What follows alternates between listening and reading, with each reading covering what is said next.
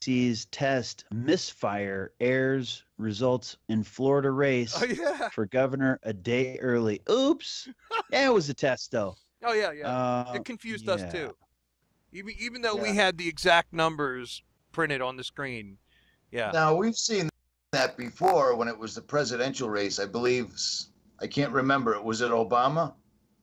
Well, Dick Gregory talked about that in 1968. It was in the newspapers, but you know, same thing. So in 68 in the presidential election, Dick Gregory ran, and I think it was New York that announced that he was in the lead. Yeah. And he joked about that, and they were like, "Oh, that we got to fix that." It's such a So- joke, isn't it? It's such a joke anymore. It's so funny watching my neighbors. Everyone jumps in their car at 6:30 to go vote, and it's like I don't. I mean, I've told them, but they don't listen. No, I know. I got another little quip too. Heavily Republican Arizona district turns voters away, tells them their names and numbers, takes their names and numbers, and says, "We'll get back to you." Yeah, Are you right. kidding me? Is And- that real? For real, man. yeah. Gateway pundit. Not only did they do this, but this wasn't the only place in Arizona in a heavily Republican district, I might add. There was ABC is giving it a more pedestrian spin. Election Day 2018 live updates. Exit polls show Trump is on voters' minds, but the headline before that was live updates. Long lines, glitches greet voters turning out in droves. Glitches. That's a glitches in an the understatement. Matrix. Yeah. This is crazy. They don't care anymore. No, dude, they're No. brazen. They're They brazen. just don't care. They know that people. Well, if they turn me away, they must have had a good reason. I'll vote some other time. Oh, It's amazing. It's amazing how people are laying down for this. They don't understand the big picture. They don't see what's coming. no. Well, I wanted to Okay. mention Lysander Spooner, especially with regard, I mean, Tom, you and I talked about this last night. I wanted to mention Lysander Spooner's no treason and number 6 specifically a constitution of no authority, because he talks about how basically complicity in this thing that we had no involvement in is basically like signing your rights away. It's basically voluntary slavery. It's that 13th and 14th Amendment issue where you're volunteering into the slave plantation. Yep. I don't know, Richie. You know much about the original 13th Amendment, 14th Amendment, non-ratification, that kind of stuff? Yeah. Yeah, I'll send you over our research on it. I know that you have like a million other things to read, but this whole thing went off the rail in 1861 when Congress walked out. Huge problems there. Then the 14th Amendment. Sine die. Yeah, and Without day. they never lawfully convened after that. When they passed the 14th Amendment, that's what created United States citizenship, the federal citizenship that we know of now. There's made mention of U.S. citizenship, but you were always considered a citizen of your state. So in 1868, when they forced the 14th Amendment into law, what they essentially did was they expanded jurisdiction. Everything's jurisdiction. They expanded federal jurisdiction into every state and brought you into that 10-mile square of D.C. with the 14th Amendment. That's why the 14th Amendment is such an important issue. We hear about anchor babies and this. It gives power. It gives power to every federal agency, FBI, ATF, all of the IRS. All of these agencies are empowered by 14th Amendment U.S. jurisdiction because that's what brings you into the jurisdiction of a foreign corporation, which is D.C. So that's a real quick, I guess the shortest kind of dissertation I could give on that. But so what Americans don't realize is that this created a communist citizenship. That this is the beginning of communism in America was in 1868. Seriously hardcore. And this has been going on now for decades and decades where, I say to some Republicans, for instance, explain to me how taking a huge amount of money and giving it to a foreign nation is not redistribution of wealth. So then tell me how, if you support that thing, that you're not a communist. And I get chirps like crickets. Blank stares and crickets in the background. Yeah. Cognitive dissonance, man, is a real It's a real pain. But then again, Chris, you were going on. I just wanted to lay that out there real quick for the audience. Yeah, and Bruce obviously has done the best expose that you can possibly do on that. You know, that little video with his documentation of that presentation before Congress and all of that. You know, Bruce Ray Riggs. Yeah, that was my co-host for a long time. Yeah, he definitely spelled it out in unequivocal terms, and you know, no one has contested it. So no, they can't. Why aren't As a matter of yeah, fact, why aren't we've we had talking about that? Professor Thomas Woods got up from Mises. He's a big contributor to Mises Institute, and he said that in one of the southern states that 2 of the representatives were physically kidnapped and forced to be sat in the quorum so that they could meet the quorum to have the vote on the 14th. That's just one. Now he goes on to say, well, I don't know about you, but I wouldn't consider kidnapping to be very moral, and I wouldn't consider, and they also didn't vote because he also said that spiritually they weren't there. They were forced to be sat, right? And that's just one state. Then you had President Andrew Johnson, who said on 2 different veto addresses, this will make the law itself unlawful, and it'll create a de facto government. We've heard that term, de facto government, de facto government. Well, he was right, and this is what happened. Executive order started with Lincoln. This was martial law, right?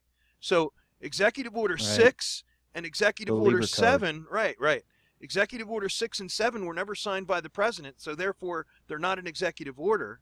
They were signed by the Secretary of State, William Stanton, who was, by the way, one of the alleged individuals as part of the assassination plot the night of Lincoln's assassination. I think it was to give him cover. My theory, can't prove it, my theory.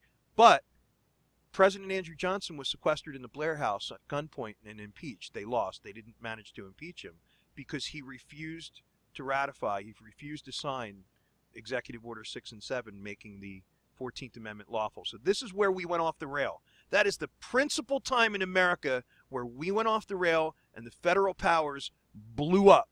And that's what we're dealing with now. So, yeah. Yeah. So by contrast... Did we lose Richie? No, I'm sitting right there. I'm listening, brother. I'm recording. Okay, because your video went out. Okay. So anyway, that's that. So I wanted to give a little background to the audience to show them the federal powers that we're dealing with, all these big bureaucratic agencies and all of this, what we're dealing with. This is a direct result of the Civil War and the jurisdiction that was created there, without having the whole argument about slavery, because I don't think anybody sitting in this panel, not Richie, not you or I, agree with slavery. We're not trying to bring slavery back. Matter of fact, it enslaved all of us equally. Absolutely. Right. Absolutely. Yeah.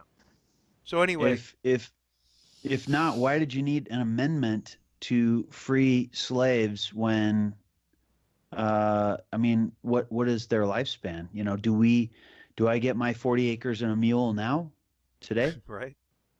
I want mine. How many folks are hanging around that fought in the Civil War that are waiting for their 40 acres and a mule? That's all BLM land now. Yeah, well, Article 1, Section 8, Clause 17 says different. That basically keeps them. This is how they did it. Article 1, Section 8, Clause 17 makes that federal foreign corporation in that 10-mile square. Richie, you saw the stones and you recorded all that, right? Yeah. This is how they blew up the 10-mile square with the 14th Amendment. The 14th Amendment brings your feet all the way from Boston and puts it in jurisdictionally in that 10-mile square. That's how they did it. Through the looking glass and down the rabbit hole. Yes, sir. That's why we got to watch The Wizard of Oz every year. Yeah. Anyway. But this is what people need to know this, because I mean they're going out and they're voting in these elections, and what they don't fundamentally understand is that you're voting for one or the other flavor of communism, or communitarianism, whatever you want to call it. I mean, it really is a combination. Chris, you can articulate that pretty well.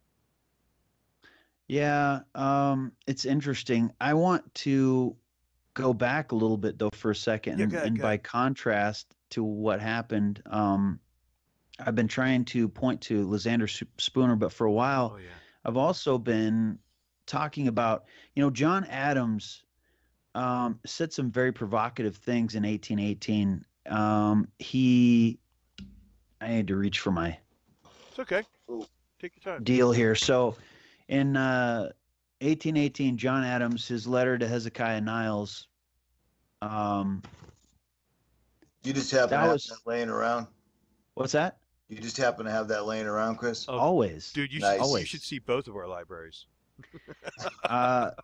The American Revolution was not a common event, he wrote. Its effects and consequences have already been awful over a great part of the globe. And when and where are these to cease? But what do we mean by the American Revolution? Do we mean the American War? The revolution was effected before the war commenced. The revolution was in the minds and hearts of the people, a change in their religious sentiments of their duties and obligations. What specifically happened, though? So he's saying, and it's a very similar situation to, America, to today. And it's interesting also that in this letter he writes specifically, what happened basically, he says, ought to be traced back for 200 years and sought in the history of the country from the first plantations in America. In other words, from the very beginning forward to 200 years. Well, it's been 200 years. Are we remembering? So anyway, he's specific. He says, as far as what happened, the revolution was in the minds and hearts of the people. What happened, though? And he said, while the king and all in authority under him were believed to govern in justice and mercy, according to the laws and constitution derived under them from the God of nature and transmitted to them by their ancestors, the people, the general citizenry, thought themselves bound to pray for the king and queen and all the royal family and all in authority under them and as ministers ordained of God for their good. But when they saw those powers renouncing all the principles of authority and bent upon the destruction of all the securities of their lives, liberties, and properties, they thought it their duty to pray for the Continental Congress and all the 13 states Congresses, etc. And so you guys know, I've heard lots of stories about people going to what I would call almost church or not church or whatever, and World Council of Churches, Rockefeller, controlled National Council of Churches stuff. That's a whole different discussion. But people on Sundays talking about, praying for elected officials and election day and all of that stuff, which reminds me very much of what John Adams said here. But the people, there was a shift according to what he's saying, and they realized that the royal family and all in authority under them were basically bent on their destruction, the people's destruction. And if Americans got a hold of that concept, and as you guys know, there were British loyalists, there were revolutionaries, there were folks caught in the middle. I think we could say the same thing. But if Americans really understood what was really going on today, they might feel differently. And so what was the contrast? Well, this is a letter to Hezekiah Niles in 1818. He also talked in 1818 in letters to William Tudor about a guy named James Otis. And it's interesting to me that historians generally agree John Adams was one of 7 of the most influential founding fathers, but he points to this guy, James Otis, who no one's ever heard of, and says, I sincerely believe Mr. Otis to have been the earliest and principal founder of one of the greatest political revolutions that ever occurred among men. It seems to me of some importance that his name and character should not be forgotten. And so what was he talking about? And so John Adams is referring back 57 years earlier to 1761, James Otis's defense of the Boston merchants against the British revenue laws and the writs of assistance as tyrannical engines to execute them, the revenue laws. But James Otis's defense was so moving that it was still indelibly etched. He said, John Adams said it was indelibly imprinted on his mind 57 years later. That's quite a statement. So he's talking about it, and getting back to what we were talking about, by contrast, the backbone of America that's been bred out. This is what James Otis was talking about, that basically John Adams says was the idea that sparked the revolution. He's talking about the heads of James Otis's discourse in the defense. He says he asserted that every man merely natural was an independent sovereign, subject to no law but the law written on his heart and revealed to him by his maker in the constitution of his nature and the inspiration of his understanding and his conscience. His right to his life, his liberty, no created being could rightfully contest, nor was his right to his property less incontestable. The club that he had snapped from a tree for a staff or for defense was his own. His bow and arrow were his own. If by a pebble he had killed a partridge or a squirrel, it was his own. No creature, man or beast, had a right to take it from him. If he had taken an eel or a smelt or a sculpion, it was his property. In short, he sported upon this topic with so much wit and humor, and at the same time so much indisputable truth and reason, that he was not less entertaining than instructive. He asserted that these rights were inherent and inalienable, that they never could be surrendered or alienated, but by idiots or madmen, and all the acts of idiots and lunatics were void and not obligatory by all the laws of God and man. And he skips to the next point, which was from individual independence. He proceeded to association, why people get together. And he said, when general councils and deliberations commenced, the objects could be no other than the mutual defense and security of every individual for his life, his liberty, and his property. To suppose them to have surrendered these in any other way than by equal rules and general consent was to suppose them idiots or madmen, whose acts were never binding. To suppose them surprised by fraud or compelled by force into any other compact, such fraud and such force could confer no obligation. Every man had a right to trample it underfoot whenever he pleased. In short, he asserted these rights to be derived only from nature and the author of nature, that they were inherent, inalienable, and indefeasible by any laws, pacts, contracts, covenants, or stipulations which man could devise. So by contrast, this kidnapping, this is what James Otis said. And this is what I'm saying, like back through what happened, what sparked this great American experiment. If we're led to believe that it wasn't, an illuminized coup like what happened in France, then I believe what John Adams said is accurate. And so this is the epicenter. This is ground zero of what happened. Yes. And this is the spirit of what happened. The biggest problem is that this isn't really that difficult information to comprehend.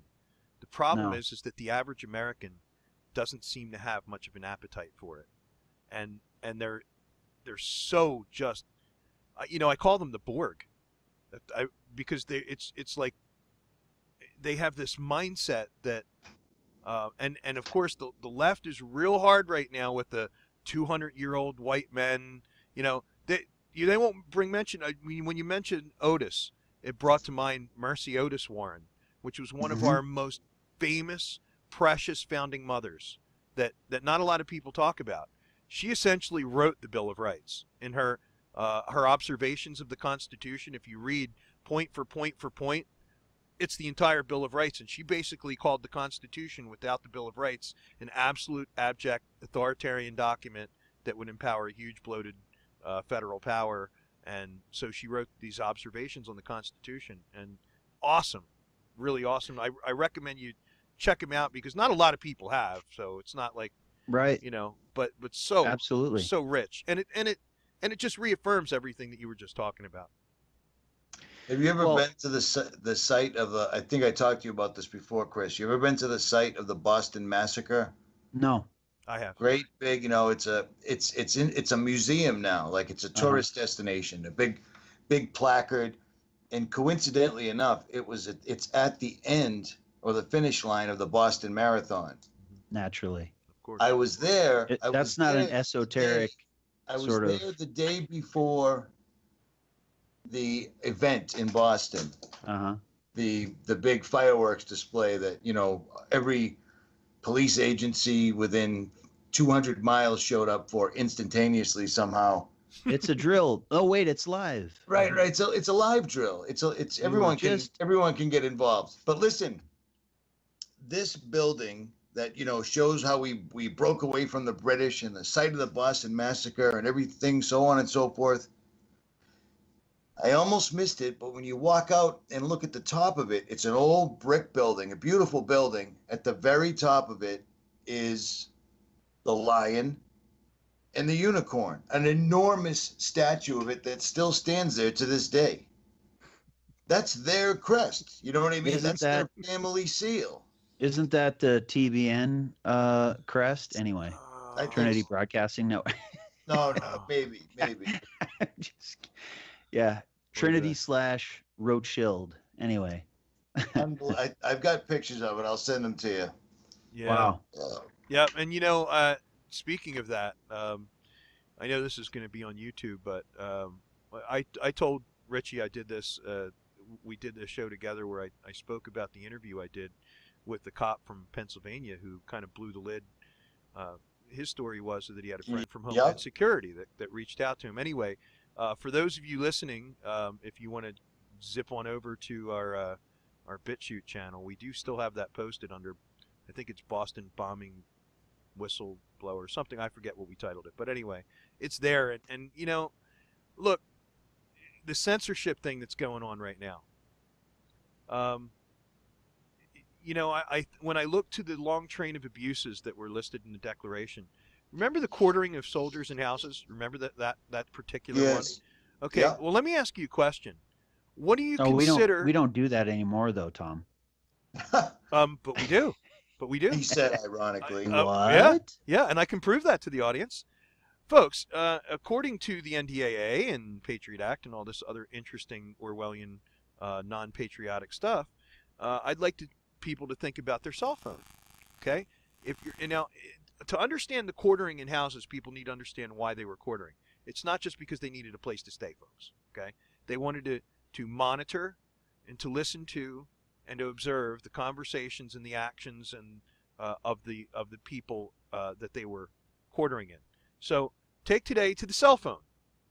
When the NSA listens to your conversations with your wife laying in bed, well, a physical being may not be there, but they might as well be a dude sitting in a chair in the corner. Without a doubt. With the amount of devices that I have to pay attention, and I know you guys are in the same boat. Oh yeah. That you forget how many. There's 3 of us looking at each other right now, but there's probably Hi. Navy, the military, NS. I mean, we probably got a team or a room full of people quartering with us right now. Yeah. Oh, here's those rebels. And you tell people about the NDAA, and they think about it as like that's like the NBA. That's the women's version, right? They think it's a sports team. That's. You're right. Yeah. What did you call them? Borgs? Yeah, the Borg from Star Trek. Resistance is futile. Yeah, I'll throw that clip into this. Yeah, I'm gonna throw that before I forget. Make sure you send me the links to your BitChute and everything so I can post them in the description under this. Okay, I will. Right? Thanks, Richie. I appreciate it because no problem, man. No problem. They get busy and then I get overwhelmed. They torpedoed my my first channel, and I had built that up over years, dude, and I had money rolling in on it, and it was a labor of love, man. And so they used this video from 4 years ago that had been up this whole time. That's what they. Yep. Yeah, Clive and Bundy interview, the Boston bombing interview, and then something, of course, probably on Zionism, I would imagine, because, I'm me and that's what I do. So, yeah, bing, bing, bing within 30 minutes. Go on. Did you see the video I put up yesterday? I was driving along, and I just happened to be listening to a video I put up in the morning. I was going to do a favor for my stepmother. And I put a video up in the morning, and the audio was off because some of it was me talking like this, and some of it was pre-recorded. And I was listening, and everybody's trying to figure out what the Economist cover meant. What does it mean, the black cover? It didn't dawn on me. The Economist magazine, a magazine is information. Yes. The entire cover is blacked out. I'm fairly certain that's just them telling us we're going to drop the hammer and no one's going to spread any information in 2019. that isn't, that would make recommended sense. No. You know, I and don't know what I do want to mention on behalf of a friend, Adam Green, No More News, and there is a group of online trolls right now that are congregating to take his channel out, and in the conversations between these trolls, you will see them say, I just published this on RTR truthmedia.com. You'll see them talking back and forth and giving each other instructions on how to take down his videos, and saying, well, I have no desire to watch that garbage, but they'll go over there and they'll whack it out. So now you can take people's channels out, not by your own outrage or your own or you actually being offended, but now you can be offended by proxy, and this is a crime. This is internet crime, because this is the angle, and this is why I'm bringing this up. The angle that I'm bringing up here isn't federal control of YouTube. I'm saying that this is a commercial crime of economic terrorism, and it's a criminal conspiracy to commit an economic terroristic attack of cyberbullying. And this is, now, if nobody goes after these little trolls for doing this and admitting that they haven't even watched his material, but they're going to go and take him out. It asks for videos times. They're sharing the videos links, the timestamps, because YouTube is part of the policy. They ask you for timestamps to be specific. They're adding the links, the timestamps, and all of the information that all you basically have to do is just copy and paste. That's it. Copy, paste, cyber attack. Yeah. So bastards. Is he back? Didn't he go to Israel with Jake? Yeah, he's back. He's back, and Jake's starting to put out material. He's starting to put out material. But as soon as he gets back, one of the first videos that he gets taken out is a conversation with the Palestinian in Palestine. It was nothing. This is one of the first videos that they attacked. It wasn't anything, it wasn't harassing. They don't want any words from the Palestinians coming out at all whatsoever. No. At all. They did the same thing to Max Egan. Yep. My video, while they were in Israel, a Palestinian contacted me, and I did an interview with him, and I published the video, and it wasn't until I started tweeting to Adam that all of a sudden that one got hit, and now it can't be shared. You can't see the stats on it. It's there on YouTube, but you can't discover it, and you can't share it.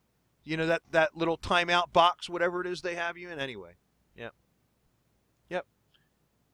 Unbelievable. Conservatives we are too, Say again? We're conservatives who are anti-Zionist. What makes us more dangerous than any other single group, because we broke free of the left-right paradigm. We still have that conservative, the values, which I think actually anybody who actually has real conservative values would protect life, liberty, and property regardless of the demographic. Right. Morals. Right. Morals. Another book. Right. Oh, the Gulag Archipelago. Yes. Yeah. Another I book. love that. And Do you ever leave the house, Chris? What's that? Do you ever leave the house? Because every time I talk to you, you're reading another encyclopedia. I was reading that the other night. As a matter of fact, the banned copy, the 200 Years of War, you can't get it on Amazon now. Solzhenitsyn. Yeah, they don't like Solzhenitsyn because he's very good, meticulous writer. So two things about, the anti-Zionist crowd. So Dorothy Thompson, Allison Weir over at If Americans Knew does a brilliant job, obviously, she's one of those unimpeachable witnesses. I was a journalist. I was hearing this story, so I decided to find out for myself. I went to Palestine, not on one of those guided tours where the IDF is shooting at you, pretending to be Palestinians on your tour. But, she said, I went, but it's ridiculous. Yeah, and she was totally shocked. And she's the one who reminds us that Dorothy Thompson was, according to Wikipedia, still Dorothy Thompson, an American journalist and radio broadcaster who in 1939 was recognized by Time magazine as the second most influential woman in America next to Eleanor Roosevelt. Of course, that was when around the time Time magazine was honoring Adolf Hitler as Man of the Year. So what is that worth? But whatever. So Time magazine recognizes Dorothy Thompson as second most influential woman in America, next to Eleanor Roosevelt. Skip forward to the section Fame and Controversy. It says she was a Zionist mouthpiece for a while. 1941. So this is just 2 years later. Thompson wrote, "Who Goes Nazi?" for Harper's Magazine. She was a keynote speaker at the Biltmore Conference and by war's end was regarded as one of the most effective spokespersons for Zionism. Thompson switched her views round radically after a trip to Palestine in 1945 and ran into difficulties, including accusations of anti-Semitism, which she strongly rebuffed after being warned that hostility toward Israel was, in the American press world, quote, almost the definition of professional suicide. Mm-hmm. She eventually concluded that Zionism was a recipe for perpetual war. So, the point connecting that to Solzhenitsyn, the Gulag Archipelago, when he writes about how Lenin's essay, How to Organize the Competition, they're talking about the intellectuals, and the intellectual, basically the intellectual was vilified and had to be gotten rid of because those were the people who could articulate the problem and make sense to people. Yes. And have people realize, wait a second, this is backwards. So, yeah. The counter revolutionaries of thought. Yes. Yeah. Exactly. I don't know. I'm sure one of you has this sitting on your desk right now, but I got the protocols. Every patriotic American must read these. I do have it in my I file knew you box. would. I just got it. I'm taking a road trip in the morning, so I'm taking it with me for a little light reading. But it amazed me that it's still available. You can get it on eBay. It wasn't easy to find, but I got it. Yeah. Well, it's a forgery, right?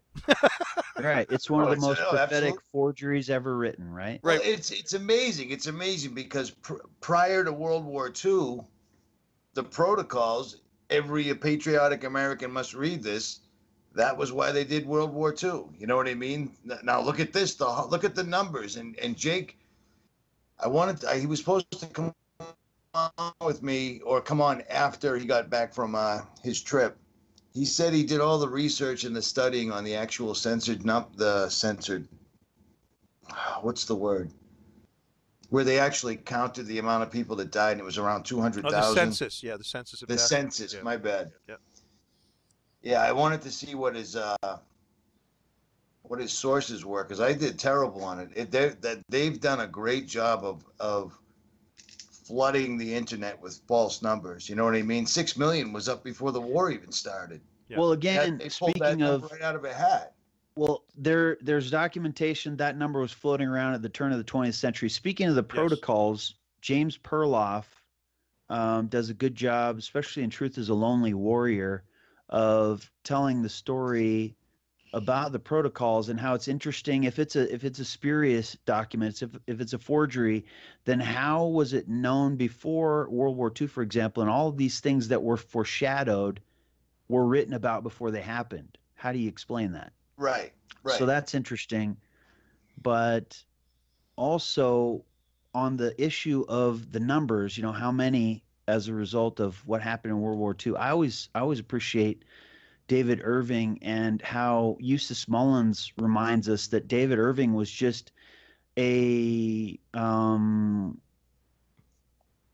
basically he was a mainstream historian, fluent in German, fluent in English, and he wrote a book that was critical of Winston Churchill, basically saying that Churchill was a drunk in a basement they'd pull out every once in a while when they needed a great speech. Yeah, he was a good speech teller, yeah. That's about it. Yeah. And so the Rothschild publishing house network basically said, oh no, we can't publish that. And so from there, David Irving just kept trying to tell the truth, and he started looking into he started reading the Nazi documents for himself and basically coming to his own conclusion, saying, this is what I've read, this is what it says, this is what I believe that means, and being very honest and very unvarnished in his account, in my estimation, and that got him banned in country after country. Shocking. Well, dude, they have to put little old ladies in jail now for denying the facts of the Holocaust. And here's another thing. Holocaust denier. Well, I don't it depends on what your definition of the Holocaust is. You go to Israel and the Knesset, they'll deny the Armenian Holocaust. Right. The Armenian is it genocide. what's happening in Yemen right now a Holocaust, or am I not understanding terms properly? No, that would be considered a Holocaust.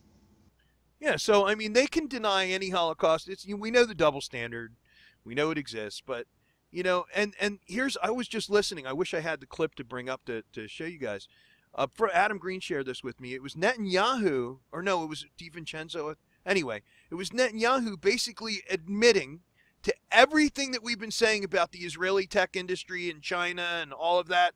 We've been trying to tell people that this is a dangerous situation, that the three of us sitting here know that they're not our ally in the Middle East. You don't spy on your ally. You don't steal their nukes. You don't commit false flag terror events. And you don't blow up doors into everything. Right. You don't blow up their warships to try and cover up your crimes. That's not an ally. And so we know that we have an occupied government, right? So knowing this, we've been trying to warn people, and several people out there, about this Israeli tech, Russia, China, all of their links. I'll leave it with the statement of David Ben-Gurion. He did not say, I'm a proud Jew. He did not say, I am a proud Zionist. He said, I quote, I am a proud Bolshevik. That's what he was proud of. He was proud of his Bolshevism. So think about that when you think of who has control of Congress right now. It really is a Bolshevik mentality, that's perpetual war. That's the mentality of these neoconservatives. Right. And so, you combine that with, hold on. I'll be 51 in 2 weeks, and they've been at war my entire life. Yeah, my entire life. I was born on a military base because my father got sent to Nam. My entire life, they've been at war. So it's a long time. 50 plus years. Yeah, it is. So, couple of things. Let's see. So I remember Carl Cameron in that, what was supposed to be a 12-part series in December of 2001. Fox News 4-part series, Israeli spying in the USA, suppressed 4-part Fox News series with Carl Cameron. It was supposed to be 12, 3 4-part installments.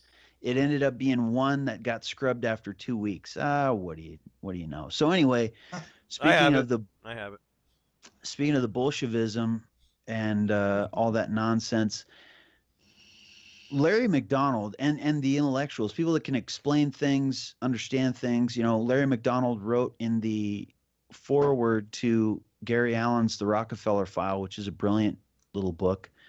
The drive of the Rockefellers and their allies is to create a one-world government combining supercapitalism and communism under the same tent, all under their control. Do I mean conspiracy? Yes, I do. Yep. I am convinced there is such a plot, international in scope, generations old in planning, and incredibly evil in intent. So to your point about the Bolshevism and this endless and perpetual war, Hayek, Road to Serfdom, Chapter 2, Why the Worst Get on Top.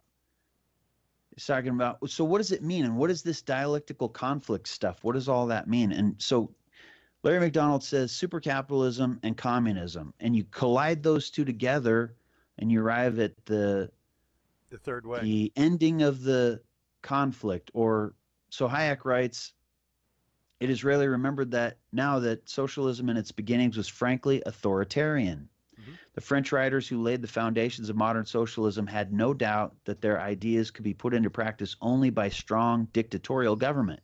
To them, socialism meant an attempt to terminate the revolution, quote unquote, by a deliberate reorganization of society on hierarchical lines and by the imposition of a coercive spiritual force. So you have that Marxist communist force, workers of the world unite, playing, colliding forces together, playing them off. And to me, it's always seemed like that old football game that we had where you turn the thing on and it vibrates and the players rattle around and fall over. That's, to me, that's what that is. And then the socialists come in and reorder society. and then you have the Great Work and the New Deal and, you know, all those kinds of things. Yep. Yep. And even, you know, even if we look at American policing today, a lot of the Antifa crowd is calling the cops fascist. Well, fascists don't try and steer social change. And what I mean by that is, if a true pure fascist regime were in control, if you said something that they didn't like, they'd just take you out and shoot you or throw you in a prison. Period. But Period. But what the police are doing now in America, for instance, I had Pastor Stephen Anderson of the Faithful Word Baptist Church in Tempe, Arizona, was on. We're going to be publishing that tonight, I hope. Two of the young ladies that were out proselytizing, sharing the word, were accosted by a police officer, taken down. One of them was taken down to the ground in the rocks. They were all arrested for going door to door, sharing the gospel. Whoever didn't want to talk to them, they didn't pressure. They would just keep going. Didn't break any laws. In fact, they held in their hand the federal Supreme Court decision that basically allowed, because they were in an apartment complex, that allowed them to do this in apartment complexes. All they need to do is be told no, and they move on, and they're okay with the law. So here you have this bull of a woman cop who just takes this woman down. Now, what this does? It has a chilling effect on these Christians going out and doing this. There's no law that this individual was enforcing. So what are they really actually doing? It's not fascism. Part of it's revenue generation, but it's a social change agent. When you attack people for a certain behavior, when that behavior modification, exactly, and that is what is really going on here. Yeah. And it's scary, man. Yeah, they're using the force to change social society. So many books have been written about that. You know, going back, you know, you have Sinclair Lewis, It Can't Happen Here. You know, you have They Thought They Were Free, and the modern incarnation of that, so to speak, is Naomi Wolf, The End of America, where she had a family friend who said, "This is really crazy what's going on here in post 9/11 America. It reminds me of what was going on, you know, a few decades ago." And Naomi Wolf just thought it was sensationalist. And she's like, yeah. And then finally she got a stack of books from this person and started reading, and she's like, whoa. And so one of the, you know, there are the 10 steps to shutting down an open society: harass citizens groups. You know, so 1 through 10, I might as well read them all. Invoke a terrifying internal or external enemy: Osama bin Laden. Create secret prisons where torture takes place. Check. Chicago. Develop a thug caste or paramilitary force not answerable to citizens. You just talked about that. Set up an internal surveillance system. Richie, you know, your point about and all of the devices and stuff. The Borg. Tom, harass citizens groups. Engage in arbitrary detention and release. Again, same thing. I'm sure that's part of the story you're talking about. Yep. Target key individuals, control and that's, again, you know, like you said, Richie, the cover of The Economist, 2019. Target key individuals, control the press, same thing. Treat all political dissidents as traitors. Suspend the rule of law is number 10. Terrorism. But I think, yeah, exactly. I think so. Suspend the rule of law is the last one, but I don't think that is misleading. It's really mafia allow me to close that one up. Sure. Jesus to the Pharisees, you make with your doctrines of men the law of God none effect. Right. Amen. Yep. And so you got to legalize it before, you know, you do it, because then you can just say, well, it's legal. And so then the Nuremberg defense, you know, I was just following orders. So yeah. Well, that goes back to all the executive orders and laws that have been passed, but they haven't been implemented. So people think they're just a theory. It's like, no, these laws, these Obama passed things that were detrimental to the health and well-being of the three of us. They just haven't necessarily been used yet. They're all on a shelf, and when they do use them, sorry, his drones were, they've affected us. I was standing out there in Nevada with his drones flying around. Yeah. So speaking of all this and circling back around to some of that other subject matter too, people have no idea how, you know, speaking of the phones and the quartering, like you were talking about, Tom, how pervasive this technology is. I'm going to send you guys a couple of links real quick in the chat here. I think that goes to you guys, right? This is a two-part little, this is an open source little program that you can do. You can build something, building an open source photo gallery with face and object recognition.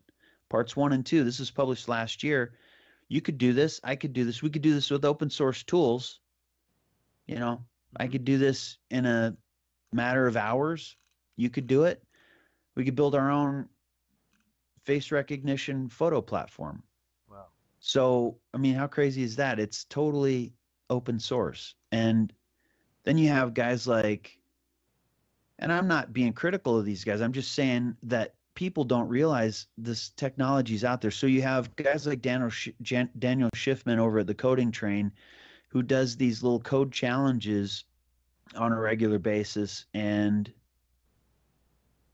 basically takes, you know, he'll take like Google's TensorFlow library and different machine learning stuff, and he'll do things in 10 minutes that'll blow your mind and basically get a program doing things on its own. You know, I mean, like what, and the point here, the tie-in is what you're saying, Tom, about the attack of certain groups, certain things being scraped essentially and curated so that then those can be used to target certain individuals, and you can automate most of that. Yeah, and which is crazy. And when you have somebody like, say, Pastor Anderson, who's been doing the same thing for 10 or 15 years, and every year he can see an uptick in the interaction with law enforcement. So he's got a kind of like he can take the temperature of its increase. And now all of a sudden it went from just a minor police harassment to pretty heavy harassment to, after 10 years of doing the same thing in the same neighborhoods, being all out assaulted and thrown in prison. So you can see the change agents, they're stepping it up now. And it creates a chilling effect. Of course, it doesn't create a chilling effect within his church, because these folks are serious. They're willing to go to jail. They're willing to, you know, God bless them. You know, I love them for it. That's also, he's not a church that he's kind of under target because of some of his positions, but also because he will never be a church. His church will never be one that ever either a psyop mass shooting or a mass shooting will happen, because just about everybody's armed during church. Imagine that. Yep. That's funny. So Robert Heinlein was right. An armed society is a polite society. Amen. Wow, amen. And everybody is, and everybody has their place. They've all, and just to let people know, they've all been through training. They have a plan. So it's not just going to be a bunch of cowboys if somebody walks in just, you know, willy-nilly. They have shooting in a circle. Right. They have zones, and they have plans of protection and security, and hope that they never need to use them. But we were talking as in relation to the synagogue shooting with the rabbi from the synagogue there saying, you know, we need to end gun violence, and complete opposite direction. Like, dude, you don't get it. If all of you were armed, he might have gotten one dude, and that'd have been it. All the incentive for wackadoodles to go in and start shooting places up, or, but I might add, and this is what I think is more important, or anyone trying to commit a false flag in an environment where it's not just a target-rich environment and you have people that are going to be spitting lead back at you, would not occur in your location. So and then you get stories like this, which was published today. Wired magazine, the case for less speech. What? I mean, that's not straightforward, is it? They're not hiding case for less speech. Like you said, like you said, Richie, it's just not hiding it. Just right out. Good God, are you kidding me? They did all the studies they needed to on the human brain. They've been working on those patents before all of us were alive, and they've got it nailed down. You know what I mean? It's amazing. The attention spans. It's amazing. The complacency. It doesn't matter. I'll be fine. You know what I mean? It's just It's really So- where I'm at, it's really disconcerting because they seriously do think that if you give up your weapons, if there's terrorists around every corner, give your weapons to the government, you'll be safer. It doesn't even make any sense. It And they doesn't. read stories saying that there was a drill at this exact location, and then a month later, the exact thing they drilled for happened. Yeah. No one goes, What a well, then coincidence. why are they drilling at all? Because they never stop anything. Oh, by except Right. when the drills go live. Hey, Right. Richie, by the way, that synagogue thing, a month, I think it was I January. saw it. January of this year was there was only one of two drills like this in the country ever, from what I understand and what I've been able to find, where there was an active shooter preparation drill at a Jewish community center in that same location that involved the FBI. Now you don't. Right. What is the? I might be able to see Homeland Security, even though Homeland Security to me is a disturbing concept, but the FBI, and then you find out all the people that were kind of handling the people like the two Tsarnaev brothers, FBI, Right. and then who knew Who is Graham Fuller? right? Who is Graham Fuller? That's the big story on that. The Sarnas and the Boston bombing. Who is Yeah. Graham Fuller? Counterterrorism expert, and Uncle Ruslan Sarney was married to Graham Fuller's daughter, living in his basement. Even James Corbett did a good story on that over at Corbett Report about how James does great stories on everything. He's Yeah, good. yeah, he does. Yeah. How Sarnev was running his Color Revolutionary Front group out of Graham Fuller's basement. And then, lo and behold, Ruslan Sarnev's nephews are responsible for this event that, like you said, Richie, all of these agencies were drilling for the exact thing that happened, and they just happened to be there that very same moment. What a coincidence. Dude, one of my childhood best friends that he met in the Carolinas, this guy's named Benny the Bondsman. He saw Nicholas Cruz's Nice. Nicholas Cruz's posts online about shooting up a school. He immediately contacted the FBI and said, "We might have a problem here." Yeah. They came in. I remember that. That's right. They came Yeah. and interviewed him, and he told them Yeah. about it. And what did they Right. do? Nothing. Right. Nothing. Yeah, really, threatening Yeah. to shoot up his school. So if they're trying to claim that they didn't do anything, at very least you would think that they would have passed it off on to Scott Israel. So he didn't do anything? Nope. And then we can go down the rabbit hole of the Obama promised federal grant program to keep so-called marginalized students from going to the school to prison pipeline. So what you had in Broward County and what we end up finding out was happening in, Dade County was happening in Broward County, were that we have affidavits from police in Dade County that show that they were told when they come across one of these marginalized students of a certain age, if they come across, like, say they have drugs, to log the drugs in as found property and not charge them to reduce the crime stats. And what that would do is that would give them more federal money. So you have a faux federal grant-making program to suppress the crime statistics. Then some kind of rogue third party or closed-off federal agency, compartmentalized federal agency, can pluck the most crazy of them. Exactly. And then you have one of these incidents at Parkland. Dude, you can't make this stuff up, man. And so, speaking of Parkland, you also have the Century International Arms connection through Iran-Contra. Century International Arms, Yes. CIA. Couple of the guns were traced back to the Suker family. Two of the kids at Parkland were, I think, nieces of the guy who runs Century International Arms, which is still a CIA, Operation Gladio front group. And they're known gun traffickers from the Iran-Contra era. They had weapons. Sorry, the guns that I'm thinking of are the Paris attacks back in 2015. That's a Paris thing. A couple of the automatic pistols were traced back to Century International Arms. And so that family had kids at Parkland, which is an interesting coincidence. And so, to your point, Tom, two things, that link that I sent you guys, Trevor Aronson. I always think of Trevor Aronson. People don't understand the proper perspective on these agencies, again, which gets back to my point about John Adams saying when things shifted and people kind of got their heads screwed on straight, realized the king wasn't, didn't have their best interests in mind or at heart. Trevor Aronson, his TED Talk, 2015 TED Talk, how this FBI strategy is actually creating U.S.-based terrorists, he said it all. The FBI is responsible for more terrorism plots in the United States than any other organization, more than Al-Qaeda, more than Al-Shabaab, more than Islamic State, more than all of them combined. And you guys know I went through a series for a while where I was looking at all of these stories, and I went back to before 9/11, and especially in the Broward County, Miami-Dade County area, they're notorious for it. But every single time you have one of these wacky, especially the Operation Gladio B types, he all of a sudden he jumped out and started going la la la la la la durka durka.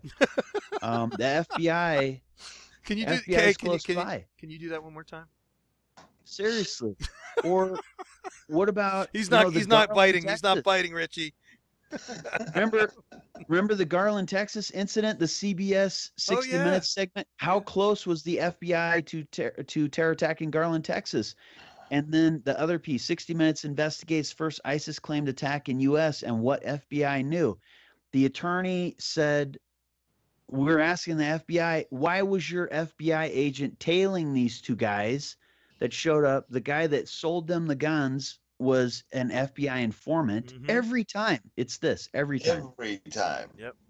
And people need to understand that. The other piece to that is now they have, and this has been going on since the Gladio days, and people need to understand what Gladio is. The leave behinds, how weapons and clandestine agents were left behind supposedly to combat communism if it reared its ugly head. But wait, this is a convenient little tool we can use to terrorize the citizenry.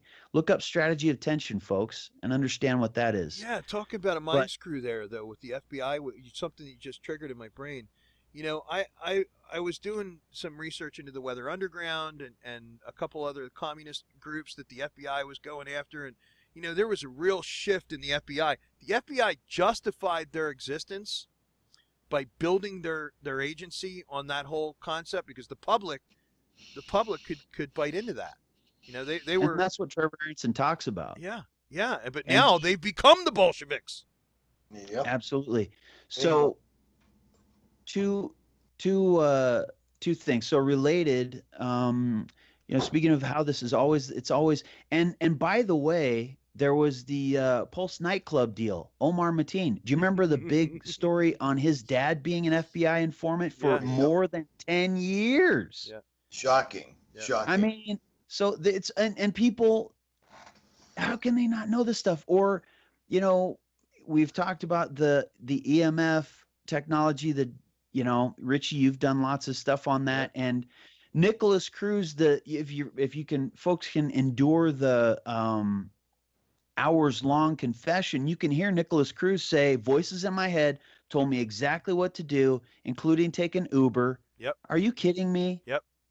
And the technology is there, can't be denied. I think Really Graceful did. I have it on my website, rtrtruthmedia.com. Really Graceful did a clip called "Targeted," and she covered that, and I think she kind of edited through some of the footage. So if you don't want to go through a painful thing of sitting through all of the testimony, check out on rtrtruthmedia.com. On the lower left-hand side, I think it is, you'll see a picture of Nicholas Cruz that says "Targeted," and that's Really Graceful. She does great work. She does. Dana Ashley did one that was interesting too after the maybe it was Dana Ashley that did it. Maybe it was Dana Ashley. Well, I get them confused sometimes. Sorry if I did that. The title of hers is Interrogation Tapes Now Show Nick Was a Victim of Directed Energy Weapon. And energy, well, I won't say it because I don't want YouTube to. Anyway, I probably already said this video's going down anyway. we already put the nail in that coffin. I'm sorry. It was Dana Ashley Targeted.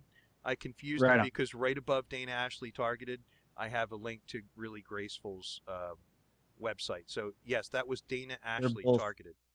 An honest mistake for sure. I mean, they're both fantastic. So awesome, that was a brilliant video. She did a great job. Speaking of her stuff, everybody needs to watch that one that she just did. She's done lots of great ones, but the did it come down? Just looking for it. I don't What, see it. her I think channel? it came down. No, Video. the video. Oh well, I wouldn't She be surprised. I believe she has a BitChute too, though. what is it? Oops. I forget what the title of it. It's information you cannot afford to miss, billions and spent to ensure you do. Let's see, is it gone?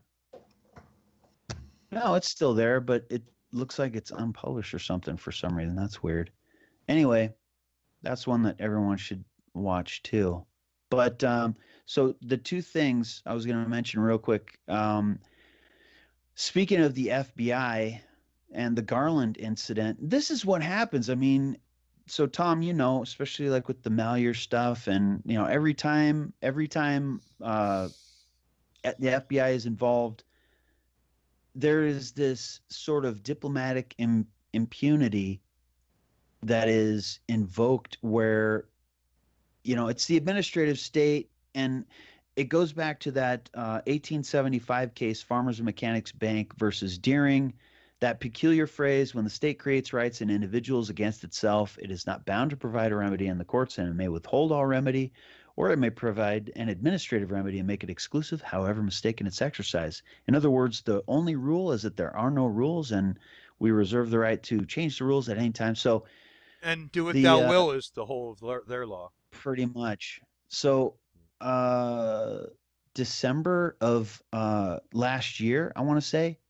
this story, speaking of the Garland, Texas nonsense, the Fox News story, man convicted of helping plot Texas attack files appeal. What happened?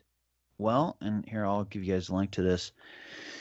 A lawyer for 46-year-old 𝗦𝗵𝗿𝗲𝗄𝗏 argued in the appeal Wednesday that his client was denied a fair trial because prosecutors turned over some of their evidence either after his trial had already started or had concluded. The appeal said his trial attorneys weren't given enough time to properly review thousands of pages of documents. So what happened? Investigators say Kareem, who wasn't at the contest, had trained Simpson and Sufi on how to use the weapons and watched jihadist videos with them. And again, for those who are not familiar, speaking of Trevor Aronson. Can I make a quick parallel before you go to Aronson? Yeah. All right. Yeah. Now, folks, I know that there's a lot of conservatives out there that are worried about the whole la la la la la la la thing. Think about this, though, for a second. This man, on the name of his religion, was planning for preparation against a potential tyrannical government. What makes him any different in the eyes of the law than, say, a prepper? Yeah. Now, I'm not saying that taking that action to an offensive level is in any way acceptable. All I'm saying is that this guy, so you're saying he was training them for allegedly right. the standing against a tyrannical government, and he was doing that in the name of his religion. So Christians, right. just remember when you voted in that all equal protection 14th Amendment, we're all equal now, so be careful what you ask for, because it's going to come right back down on your head. That's all I got to say about that. Yeah. And, you know, it's just, Good it's thought. always weird. It's always so much theater. You know, that reminds me of Esteban Santiago, you know, A Few Good Men. You can't handle the truth, Santiago. So Esteban Santiago was the kid who worked for a CIA-connected DefSec contractor, went and surrendered himself to the FBI field office up in Alaska and said, I think the CIA is trying to get me to fight for ISIS. They're making me watch videos and stuff. FBI confiscated his pistol that was in the car with him along with his child, and he was submitted to a voluntary mental health evaluation. Nope, ship-shape, he's fine. Of and course. So they let him go, give him his pistol back, and the next month he's on a plane through Minneapolis down to Hollywood Airport in Broward County. With the weapon on the plane. Yeah, just to unload a clip and then lay spread eagle on the ground. And that's not weird. You know, the CIA is trying to get me to fight for ISIS, he says. But, you know, whatever. So anyway, investigators say Kareem, who wasn't at the contest, had trained Simpson and Sufi on how to use weapons and watch jihadist videos with them. And again, I mean, just as a sort of side note, I sent you guys the link to Trevor Aronson's article on 𝗦𝗵𝗿𝗲𝗍𝗶 over at The Intercept titled "How the FBI Created a Terrorist." Mm-hmm. And he I read that. tells the same thing in the TED Talk. It's always the same MO. These mentally deficient folks, usually with money problems, like James Cromedy and his buddies. I just lost my job at Walmart. FBI informant says, well, I could probably find $250,000 and some Stinger missiles in a Costco container. Why don't we go blow up a mosque? Okay, I could use the money. I just lost my job, so sure. But that's not an entrapment. Anyway, Stinger missiles are really hard to come by. You know where they're coming from. Oh, yeah. Exactly. The Gladio network. And so grenade walking, folks should look that up. The grenade walking scandal, which always goes back to, again, the Gladio underground network, the agencies. Same network that McVeigh, I think, was trapped up in. Yeah. Yeah. Sheep dipping. Yep. And again, James Corbett, I think, did the best expose on. That was that. Yeah, I that have that. whole Yeah. thing was perfect. I have Yeah, that. By the way, ladies and gentlemen, for all of these links, I mean, it's amazing. We're talking about many of the links that are on rtrtruthmedia.com. So not that I'm doing a plug for rtrtruthmedia.com or rtrtruthmedia.com. But go there. Now, A lot of these links. What was the name of that link? I think it was rtrtruthmedia.com. But you know what, Richie? I have not one advertisement. I only have one sponsor's image on it. You're not going to get hit with all the ads and the pop-ups and all of that. All I put on that site is just good information, good links, good material to interesting information. So I promote it as a labor of love. I don't make a dime off it. Not a dime. Nice. So, gentlemen, Chris, I'm going to bid you guys adieu. Can we pick this up on Monday? We'll do a part 2 on this. Sure. Because I'm really tired. I got to get up at 4, man. I suck at not sleeping. No, I understand. I have video to process too, but I would love to do part 2 if Chris is up for it. sure. Can I finish a quick thought? Go ahead, brother. Yeah. I'm saving all these links that you're sending over. These are priceless, man. The thing that pisses me off is that even though you present all this stuff, people still aren't going to get it. They just don't. It pisses me off, and then I have to look at the stuff that I tell people about every day. Right. They're actively being hit with fluoride and genetically modified food and whatever's actually floating out of the back of those airplanes, and then the television and the brain program and blah. Yeah. And then I still get pissed at them, and I shouldn't. But how is it that we're awake and no one else is? I don't get it. I can answer that. Hold on a second. Hold on. Hang on. Here you go. Tom, you're breaking up, man. Chris. Yeah. That's how. There you go. Nice. All right. So, briefly, poor network connection. Yeah. You guys getting imagine that? We're getting showy. Imagine that. That's really odd. So, one of the things that Trevor Aronson talks about in his TED Talk is this concept of what has been come to. There was a study done after based on Trevor's research over at Project Salam, and they titled the deal "Inventing Terrorists: The Lawfare of Preemptive Prosecution." And there's this issue of preemptive prosecution. Here's that link. But from the summary of that piece, overall 94.2% of all the terrorism-related convictions on the DOJ list, this is post 9/11, have either been preemptive prosecution cases or cases that involved elements of preemptive prosecution. In other words, it's the FBI creating terrorists. 94.2%. And a couple of related links. Human Rights Watch did an interesting piece on this. Follow-up piece: U.S. terrorism prosecutions often an illusion. Investigations trial of Muslim rife with abuse. Trevor Aronson's done a lot of great stuff over at The Intercept on this too. He wrote the book. His book is titled "The Terror Factory: Inside the FBI's Manufactured War on Terrorism." Yes, And I actually have that. That's a good book. He was on CBS, I think it was CBS Sunday Morning, with one of the former FBI higher-ups, and there was his book saying, you know, this is my research. After years of research, the FBI is the terror factory, and nothing has been disputed by the FBI, folks, ever. So that should tell you something. Last thing I'll say on that, actually, two things. The Fox News story, speaking of Abdul-Karim and the Garland incident, 𝗦𝗵𝗿𝗄𝗃 nonsense. So from the story, the undercover agent's presence at the scene was revealed in court records several months after the trial concluded. What? The undercover agent's presence at the scene, folks, that's mainstream news, was revealed in court records several months after the trial concluded.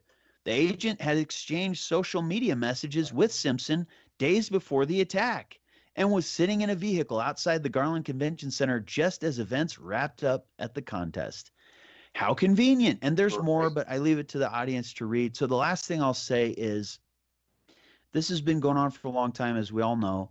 But what people don't know, and what still doesn't find its way out in this community as much as it should, is back in 2004, in the post 9/11 era, when Cofer Black made that famous or infamous "now the gloves come off" remark, he and Enrique Rick Prado were leaving the company to establish their own little clandestine network of proxy warriors. And they bragged at one point to, I think it was the DEA, that they had a network of, you know, clandestine operatives, basically, that the agencies could borrow, these assets they could borrow that could do stuff that wouldn't be traced back to the agency.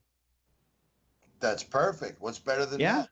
Yeah. And so now I mean, what a coincidence that happened. Enrique Rick Prado and Cofer Black made those infamous, you know, remarks. And now we have a massive uptick in these synthetic terror events. All right. We're about to lose Richie. So I'm going to close out. Oh, no. My bad, man. That's all right. It's all right. I want to close out, if you don't mind, Chris, with just the verse from the Bible. Yeah. 1 John chapter 5. Whosoever believeth that Jesus is the Christ is born of God, and every one that loveth him which begat, loveth him also which is begotten of him. In this we know that the love of the children of God, when we love God and keep his commandments. For this is the love of God, that we keep in his commandments, and that his commandments are not grievous. That is 1 John chapter 5 out of the Geneva Bible, 1560, by the way, Richie, if you want to write 1560 down. That's the version I have. I think it's the best one. All right. And guys, I want to do part 2 of this. I really look forward to it. Well, here's the deal. We're going to do part 2. I'm going to do it from a subscriber's house in North Carolina. So I'm going to bring my laptop and we'll hook up from there. She said she's got a great Wi-Fi connection or internet connection. So awesome. All right. What's time for you guys in Eastern Standard? Because I can't figure what you guys are ahead of me or behind me. I'm stupid. I tell everybody. I'm in Arizona. We bucked the whole time zone change thing, so it's still, you know, the same time for me. Nice. Because I don't agree with it, dude. It was dark out today at 3:30 in the afternoon. I know, right? Dark and raining.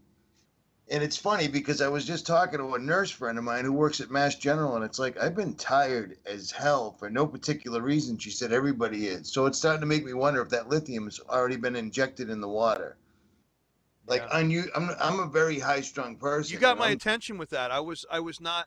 I have to admit, Rich. The one thing I started, you know, I found myself doing videos very similar to yours every once in a while, and now I go to check with Richie from Boston to see if he's done it yet, so I can just share his, and then I can move on to another subject. Yeah. You're on top of that stuff, brother. It's crazy because my subscribers send it to me. It's crazy. Crazy. I mean, the fluoride did everybody in. People didn't seem to have an issue with drinking Prozac, and now they're like, this is a government that everything we just talked about And It's then the they're also board. pushing evolution, which means survival of the fittest. But they want to save all the sad people by giving us all lithium, Yeah. just for your own Yeah. safety. Yep. Right. And then hand in your gun. But because you we don't know- want people but with you know- lithium operated weapons. But you know, evolution. Evolution. Well, Aldous Huxley, Brave New World, you know, the ultimate revolution talk in 62 at UC Berkeley when he said, you know, I believe there's a method coming soon, a pharmacological method probably where we can get people to love their servitude. Yeah. 𝗲𝗲𝗃𝗲𝗃, baby. Yeah, but you know what? No 𝗲𝗲𝗃𝗃. matter how much they drug you, when you have this, forget about it. Yeah. Stay in that. Stay in it. Indeed. It gives me. Hey, it like gives like that you say, spirit, Richie, man. Ephesians 6, man, the full armor of God. Yes. That's it. That's the only answer. That'll because do it. I looked for That'll do every answer, and that was the Yeah. last one. Yep. I didn't start out on this path. I always believed in God, but I didn't talk about it. Anybody that really goes looking for the truth, you will eventually come to the absolute truth, and that's all there is to it, man. Yep. But Amen. it is what it is. Gentlemen, Gentlemen, God bless all of you guys. Resurrect the what time? Republic. What time Monday? Road What time Warrior. Monday? Richie from Boston. What time? Monday, you Yeah. said? Yeah. Okay. Monday the 12th. Same time. Will that work? Sure. Yeah. Tom? Is there Me? some? Is there? Yeah. It'll. I'll make it work. Is there some way we can do it via live stream somehow? I don't have OBS on this computer, or it doesn't run well. I don't know if. Well, I let me let me make sure. As long as I got a Wi-Fi signal, I can. That's easy. Okay. All right. And See, I just wasn't ready. no, that's cool. I mean, I can. As soon as I get done processing this video, I'll shoot it over to you. And I don't know if you want to put this on your channel. You have a bigger channel Yep. than I do. I'll put it on all three of my channels. Okay. All right. And for the Road Warrior, Chris Hinkley, Tom. Hey, Lack- I'm just a guy. We're all road warriors. That's the point. Road Warrior that is Radio it. is for everybody. That is the That's point. it. You know, I said the same thing with RTR Truth Media. It's for everybody. It's not. Yeah. It's not just me. It's all of us. Anyway, Chris Hinkley, Richie Yeah. from Boston. I'm your side time host because I'm actually recording this. Tom Lacovara-Stewart. God bless all of you, and we will be back on Monday. God bless you Indeed. guys.